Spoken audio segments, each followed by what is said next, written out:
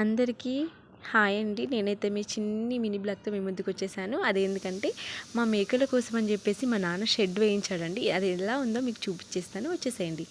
మా నాన్నకి పశువులంటే చాలా ఇష్టం. అది ఏ కాలమైనా సరే, ఏ పరిస్థితుల్లోనూ మా నాన్నకి ఏం లేకున్నా సరే వాటి గురించి ఎక్కువగా ఆలోచిస్తాడు.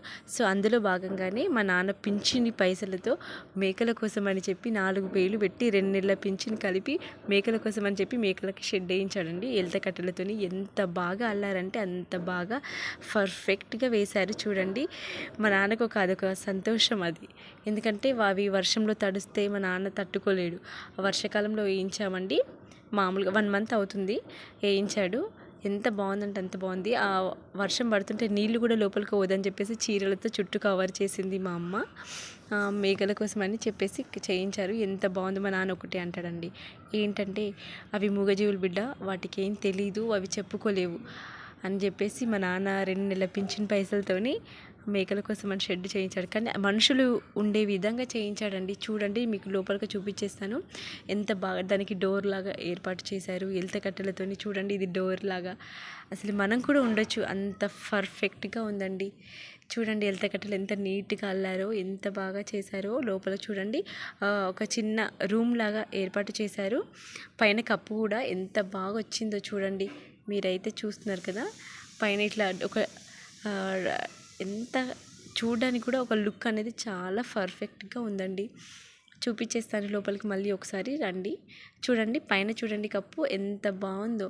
అసలు మనుషులు ఉండే విధంగానే ఏర్పాటు చేయించాడు మా నాన్న. డబ్బులు పోతే పోయినాయి కానీ బిడ్డ, అవైతే నిమ్మలంగా ఉంటున్నాయి బిడ్డ అన్నాడు మా నాన్న. మా బాబు కూడా కాసేపు ఆడుకుంటూ, మా పాప కూడా బాగా ఎంజాయ్ చేసింది అందులో. ఎంత బాగుందంటే అంత బాగుంది. మీకు కూడా షెడ్ కావాలనుకుంటే ఒక్కసారి కామెంట్ బాక్స్లో కామెంట్ చేసేయండి, ఓకేనా? చూడండి, మా బాబు మా పాప అయితే ఆడుకుంటున్నారండి.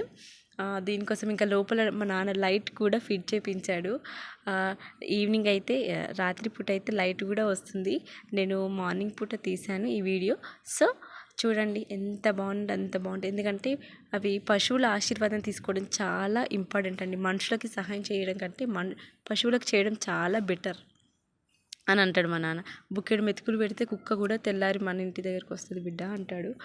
సో అలాగే అందులోనే భాగంగా ఆ మేకల షెడ్ కూడా వేయించాడు మా నాన్న. చూడండి, మా చెల్లెలు కూడా వెళ్తుంది, చూస్తుంది ఎంత బాగుందా అని. కాసేపు మేము అలా అనుకున్నాము. చాలా అయితే చాలా బాగుందండి. మీకు కూడా మేకలు ఉంటే, ఇలా ఇబ్బంది పడుతూ ఉంటే మీరు కూడా మాకు కామెంట్ బాక్స్లో పెట్టేసేయండి. మేము కూడా వాళ్ళ నెంబర్ ఇచ్చేస్తాము ఒకవేళ కావాలనుకుంటే. ఓకే ఫ్రెండ్స్, ఇక మా నాన్న మేకలను అయితే కొట్టుకొని వెళ్తున్నాడు. డే అంతా వాటితో వెళ్ళి ఈవినింగ్ అట్లా వస్తాడు. పాపం నడవడానికి సరిగ్గా రాదు, కానీ ఇక వెళ్తాడు మేకలను తీసుకొని. తప్పదు కదా, ఎవరు దిక్కు లేనప్పుడు దేవుడే దిక్కు అన్నట్టు. పశువులను వాటిని నమ్ముకొని మా నాన్న డే అంతా వాటిని మేపుకుంటూ వస్తాడు. సాయంత్రం వస్తాడు మళ్ళీ. వర్షం అనక ఎండ అనక ఏదనక వెళ్ళి అలా వస్తాడు. మా అమ్మ కొంచెం దూరంలో కొట్టేసి వస్తుంది. Okay friends, bye.